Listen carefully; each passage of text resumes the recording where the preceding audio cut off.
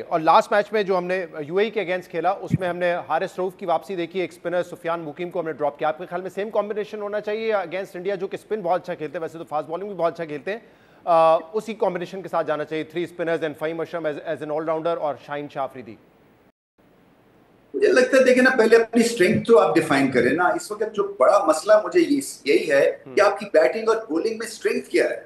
वो अगर आपकी फास्ट बॉलिंग स्ट्रेंथ है तो फिर इरिस्पेक्टिव के हारिस रऊफ मार खाते हैं नहीं खाते हैं, अगर वो आपके विकेट टेकिंग ऑप्शन है और मैच विनर साबित हो सकते हैं, चले 4 ओवर्स 35 रन 40 रन 4 विकेटें, बहुत अच्छी परफॉर्मेंस है ये। सो मगर आपने उनको कॉन्फिडेंस देना है ना, आपने ये कहना है कि ठीक है, ट्राई योर बेस्ट, क्योंकि भारत को एक तरह से लिमिट में रखने का एक ही तरीका है और वो विकेटें आपने लेनी है। तो विकेटें लेने वाले आपने बॉलर्स देखने के कौन है, क्या वो सुफियान मुकीम आपके मैच विनर हो सकते हैं जबकि भारत स्पिन को अच्छा खेलता है, या वो पेस बॉलर्स आपके मैच विनर्स हो सकते हैं, जो कि हिस्टोरिकली ट्रेडिशनली होता है काम। तो पाकिस्तान को इन एनी केस अपनी गेम दोनों शोबों में बहुत उठानी है। देखिए, भारत हमसे, अगर मुझे मैच जीतना है और 11 कदम चल के मैंने मैच जीतना है, तो हम ऑलमोस्ट कोई 7-8 कदम पीछे हैं भारत से, इतना फर्क पड़ गया दोनों टीम। और जो स्पिनर्स की हम बात कर रहे हैं, मैंने ये नोट किया लास्ट मैच में, जो जैसे उनके जो मिस्ट्री स्पिनर्स हैं, चाहे वो कुलदीप हो या फिर चक्रवर्ती हो, उनको तो रीड करना भी बड़ा मुश्किल हो रहा था कि बॉल टर्न का होगा, और किसी भी बैटर के लिए ऑफ द पिच बॉल को रीड करना तो बहुत मुश्किल हो जाता है अगर वो हैंड से रीड ना करें। तो ये शॉर्ट टर्म में क्या इंप्रूव हो सकता है, इस पे ओवरकम कर सकते हैं? वीडियोस वगैरह देख के, आपका तो बड़ा एक्सपीरियंस है, आप बताइए, या फिर it takes a long time? देखिए, अगर आप रीड नहीं करें, हमारे साथ भी होता था ये। मनिंदर सिंह और Ravi Shastri, 2 left arm spinner Sharjah में, वो कई दफा जो है मुश्किल हो जाता था, स्लो पिच स्लो टर्नर। तो क्या डिसाइड होता था कि इनको विकेट्स नहीं देनी, हम बाकी कवर अप कर जाएंगे। सो कुछ इस तरह से या तो स्ट्रेटेजी करें ना कि इनको विकेट ना दें, फिर आप इनके आप 8 ओवर्स जो हैं वो चलें, आप ध्यान से खेल लें, 5 एन ओवर भी चले जाएं या 6 एन ओवर भी चले जाएं without losing a wicket, it will be a major success, क्योंकि फिर आप बाद में हमला कर सकते हैं। बट अगर इनके खिलाफ भी हमला करना है और हाथ से आप नहीं पकड़ रहे, तो फिर लेंथ को पकड़ें, बॉल की बिल्कुल तह तक पहुंचे, और वहां से फिर आप अपने एंगल्स क्रिएट कर सकते हैं। मगर मैं हैरान होता हूं कि आपको पता है कि ये मुकाबला आपका होने वाला है कुलदीप यादव से, और फिर हम बार बार ये मुकाबला हार जाते हैं।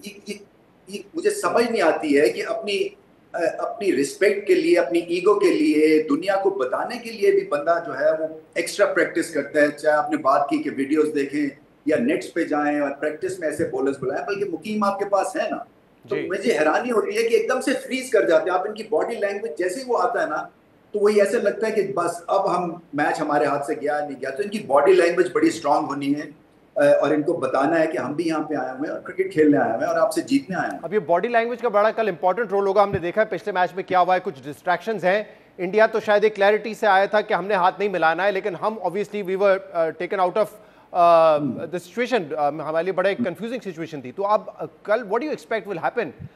शायद जो सेम रेफरी हैं वो तो आके आपको नहीं कहेंगे कि आप हाथ ना मिलाएं, उन्होंने तो माजरत कर ली अपने रवैये पे, बट ये चीजें होंगी, ये प्रेशर तो होगा कि किस तरह का रवैया होगा सूर्या कुमार यादव का, और हमें क्या करना है? देखिए, एक तो शॉक तो मिलता ही आपको कि सडनली 2 मिनट पहले आपको बताएं कि आपका अपोजिंग कैप्टन आपसे हाथ नहीं मिलाना चाहता। तो आजकल की डे एंड एज में ऐसे कौन करता है। बट एनीवे, ये ऐसी सिचुएशन हो गई है। अब 2 तरह से पाकिस्तान इस सिचुएशन को डील कर सकता है। या तो प्रेशर इतना ले लें कि बिल्कुल ही टीम और बैठ जाए, या फिर प्रेशर ऑपोजिशन पे दें और गुस्से से खेलें। और गुस्से से मुराद ये नहीं कि गाली गलौज हो जाए या आप बहुत ही एक स्टर्न किस्म का स्टांस लेके और ऐसी की तैसी करने के चक्कर में हो विद स्लेजिंग एंड ऑल।